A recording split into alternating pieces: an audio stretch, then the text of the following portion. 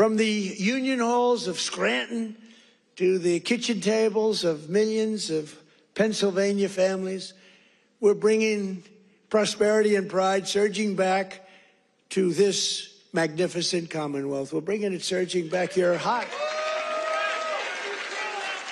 You don't share our values, contribute to our economy, and assimilate into our society, then we don't want you in our country. We don't want you.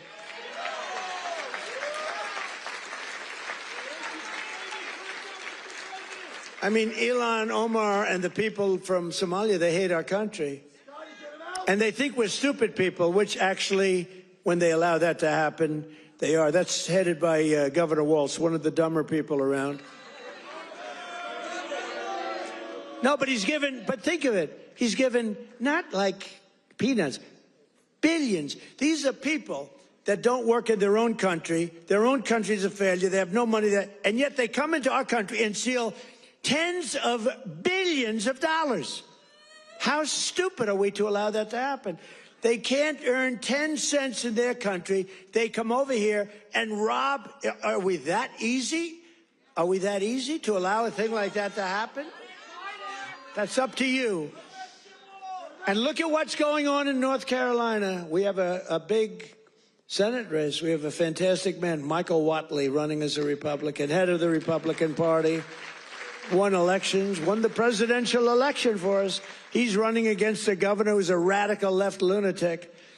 And Michael should win. I don't know. It's hard. You beat a two-term governor, but the governor didn't do a good job. But what's happening in North Carolina? Two of the most vicious murders that anyone's ever seen in Charlotte. And it's all run by the Democrats. What's going on there? The young lady from Ukraine, you saw that one where a guy from behind just cut her throat on tape. Can't even watch it. What's going on in North Carolina? You need a Republican running that, and you've got to have a Republican senator elected. If you don't, and Michael Whatley's running, he's going to be great. So we have people from North Carolina here. Otherwise, I wouldn't be wasting so many words, you know. It's a Senate race, but you agree with me, I think, Mr. Senator, right? Together, we've achieved more in less than 1 year than most other administrations have achieved in 8 years. And we're restoring law and order to our cities, backing the men and women of law enforcement. I love law enforcement. And standing with the heroes of ICE and Border Patrol. We've ended political correctness in our military. We've renamed the Department of Defense into the Department of War.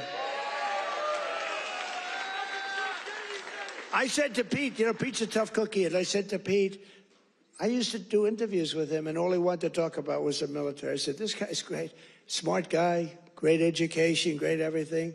The press gave him a hard time, real hard time, but he's really proven to be very, very good, very, very strong. Young, strong, smart. We have Raisin Cain, the great general who knocked out ISIS for us in 4 weeks. Raisin Cain, they said it was going to take, right? They said it was going to take 5 years, sir, or sir, it'll take 5 years. He said, sir, I can do it in 4 weeks. Did it in 3 weeks, knocked out ISIS. He did a hell of a job in knocking out the Iran nuclear capability. We knocked out the Iran nuclear capability. Now compare that to Jimmy Carter, the Democrats. Well, he was a nice man, but he was.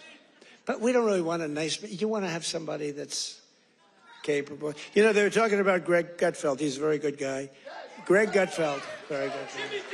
But Greg Gutfeld he didn't like me very early in his, he didn't like me.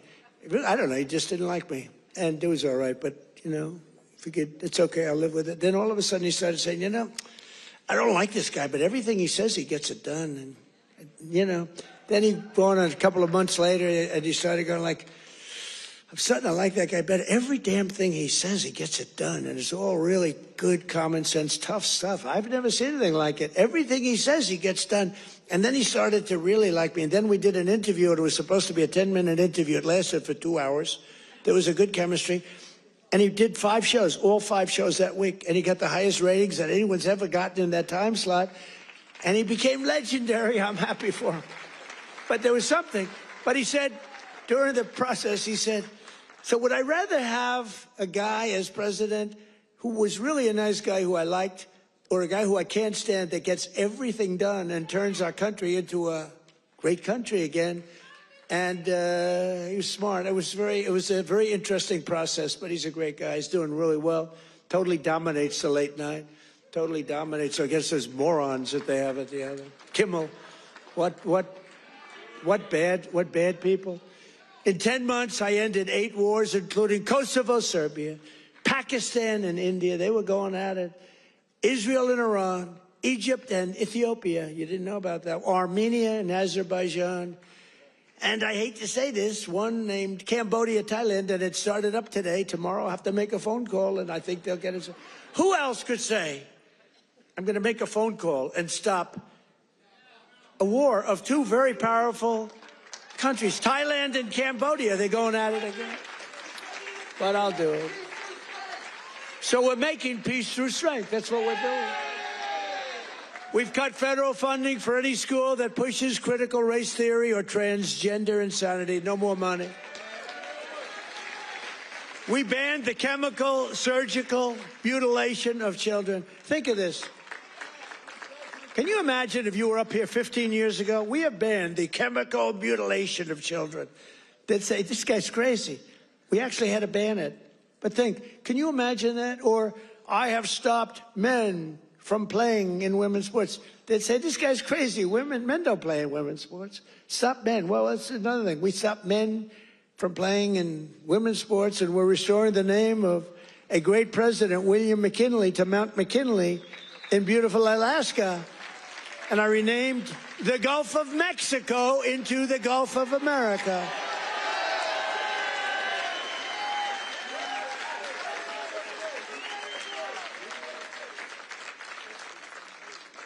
So in conclusion, from the shipyards of Philadelphia to the steel mills of Pittsburgh, these are great places. Maybe some of you don't even realize it, you know. You get used to it a little bit too much sometimes, but these are great places. From the union halls of Scranton to the kitchen tables of millions of Pennsylvania families, we're bringing prosperity and pride surging back to this magnificent Commonwealth. We're bringing it surging back. You're hot. Our country's hot, and you're hot. Together, we're repairing 4 years of disaster by the radical left Democrats in Congress and by the worst president in the history of our country. He is. I mean, it's not a question about that. He's just the worst president in the history of our country. The damage thank you very much. The damage he's done to our country is something we can never forget. After just 10 months, our border is secure, our spirit is restored, inflation is stopped, wages are up, prices are down, our nation is strong, America is respected again, and the United States is back.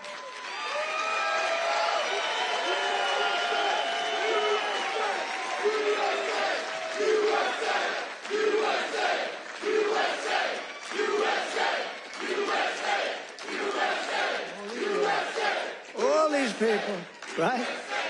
All these all of my friends right up here. Every single, thank you very much. Thank you. Thank you. Appreciate it. He looks like The Rock. You look like The Rock. Stand up. Let me see what you look like. Yeah, look at that. The Rock would be very happy with that look. Every single day of this administration, we will keep on working for the hard-working American citizens, people that love our country. We will fight, fight, fight, and we will win, win, win. And with your help, we will make America powerful again.